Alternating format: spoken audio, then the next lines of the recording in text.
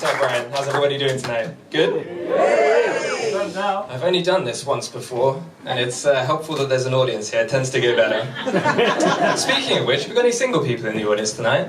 Raise your hands. That's good. No, I'm not asking to scope you out. Speed dating is Tuesday nights. I'll see you there. No, I'm asking because if you're single, you may have at some point in your life come across the apocalyptic wasteland that is online dating. And if you have, you might have some sympathies for the trials and tribulations of a single soul out there trying to find love. And this summer, this year, is the 10-year anniversary of my very first online date. An experience etched into my memory only for its colossally bad ending. Looking back on that fateful night, I think 3 things contributed to my downfall. Firstly, alcohol, obviously a key ingredient in many negative life outcomes.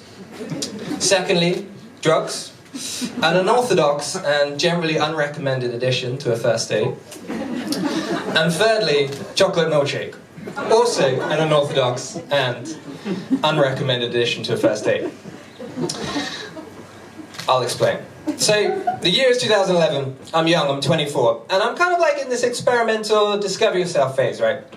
We've all been there, and I thought to myself, David, you know what? It's time to get massive.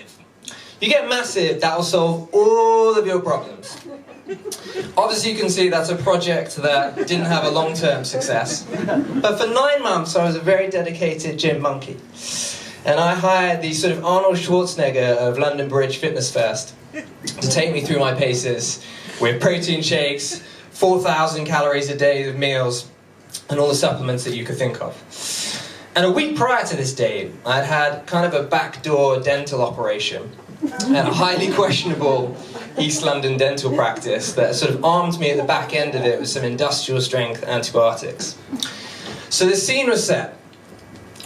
Hot June night, Gordon's Wine Bar, London. I'm sat there, chocolate milkshake in the stomach, antibiotics on the top. I'm waiting. 45 minutes late, my day. Good start. Tube strikes. Turns out £45,000 is too little to drive a train. The sommelier comes over and said, would you like some wine, sir? And I said, yes. And he goes, do you know what you like? And I said, no, but I know I like this girl, so bring me something nice.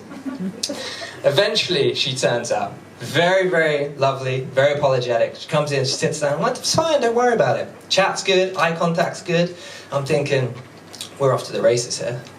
I pour the wine out, and we go to say cheers as I look in her eye. And I take the first sip. And you know that feeling when your mouth starts filling with saliva? Because you know that you're going to be sick in the next 10 seconds. Well, that very moment visited me at this point in time. And as I gazed lovingly into her eyes, the only thing I could think of to say was, I need to go to the toilet. She looked at me with a bemused look of someone thinking, why does he need to go to the toilet 10 seconds into this date when he's been sat here for 3/4 of an hour? Irrespective of her bemused look, I dashed through the bar area, navigating the staff and the rest of the customers, down the stairs, and as I got to the final step, I did think, David, you know what? You've still got this. I pushed open the cubicle door, thinking I'd made it, and as soon as I saw my reflection in the mirror, just the sheer sight of my own desperation caused me to projectile vomit onto the mirror, onto the back wall, and eventually into the toilet itself. Standing up to sort of survey this chocolatey devastation around me, I thought, this date is really not going as well as you thought it was going to. Now, my mum brought me up very well, and she said, David, you never leave a room worse off than you found it. So, I then spent the next 10 minutes with a sort of makeshift hand mop of toilet paper, window wiping down the mirrors and the back walls to a Mr. Muscle level of cleanliness afterwards. I was quite proud of that. Which took 10 minutes. So I walked back up the stairs, turned the corner to make contact with my lover. She looked at me with only the look of a woman dazed and confused thinking, you've just taken a massive poo, haven't you, for the last 10 minutes? And I looked at her thinking, you're just going to have to pretend that nothing happened. So, being a good Englishman, that is exactly what I did. I went and sat down, went through 2 hours of small talk, said our polite goodbyes. And as I sat there thinking, are all dates going to be as bad as this for the rest of my life? Contemplating this deep existential question, the sommelier came over, pushed the bill in front of me, which I opened to see that he picked the second most expensive bottle of wine on the menu that night. £150, plus service. And that's when I realised they were going to be as bad as that. You've been wonderful. Thank you so much, guys.